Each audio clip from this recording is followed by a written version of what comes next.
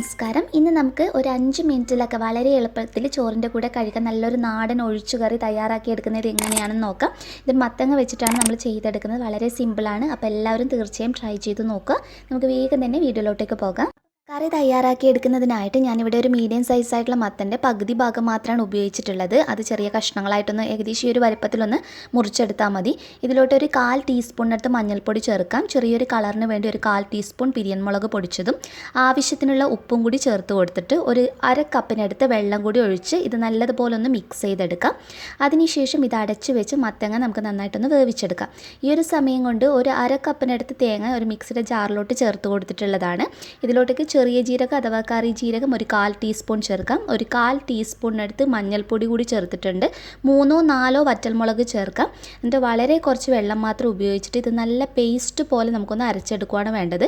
വറ്റൽമുളക് നിങ്ങൾക്ക് കൂടുതൽ ഉപയോഗിക്കാം കേട്ടോ. നല്ല ടേസ്റ്റാണ് വറ്റൽമുളക് കൂടുതൽ ഉപയോഗിക്കുന്നതിനനുസരിച്ചിട്ട്.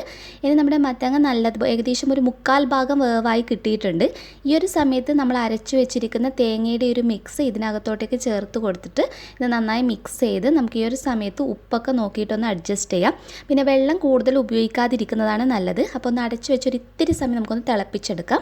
ഇത് നന്നായി തിളച്ച് ഒന്ന് കുറുകി വന്നിട്ടുണ്ട് കറി. ഈ കറി ഒരു തിക്ക് കൺസിസ്റ്റൻസിയിൽ ഇരിക്കുമ്പോഴാണ് നല്ല ടേസ്റ്റ് ഉണ്ടാവുക. വേണമെങ്കിൽ കുറച്ച് മത്തങ്ങ നിങ്ങൾക്ക് ഒന്ന് ഉടച്ചു കൊടുക്കാവുന്നതാണ്. ഇത് ഫ്ലെയിം ഓഫ് ചെയ്ത് നമുക്ക് ഇതിലോട്ടൊന്ന് താളിച്ച് ചേർക്കുന്നത് റെഡിയാക്കി എടുക്കാം. ചീനച്ചട്ടി ചൂടായി വരുമ്പോൾ 1 ടേബിൾ സ്പൂൺ തുടങ്ങി 1.5 ടേബിൾ സ്പൂൺ വരെ വെളിച്ചെണ്ണ ഒഴിച്ചു കൊടുത്ത് 1 ടീസ്പൂൺ കടുകും ഒരു 2 കറിവേപ്പിലയും ചേർത്ത് അതുപോലെ തന്നെ ഒരു 2 പച്ചമുളക് കൂടി ചേർത്ത് ഇതൊന്ന് മൂപ്പിച്ചെടുക്കുകയാണ് വേണ്ടത്.